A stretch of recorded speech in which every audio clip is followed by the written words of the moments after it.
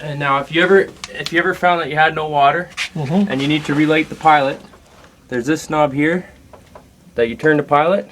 Okay. You hold it down. Right. Or sorry. Turn that one back. Yeah. There's pilot lighting right there as well. Okay. So you hold this down, Mm-hmm. and that basically lets a little bit of gas in, and then there's the igniter right here.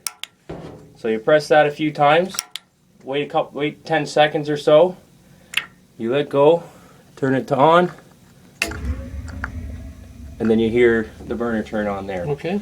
So we set it at about 120 degrees, but they never put any numbers on here because sometimes the valves can be out, up or down. Okay. So if you find that it's not hot enough, you can turn her up to A, B, C, or very hot. Okay. Or if it's too hot, you can come down closer to lower here. But all right.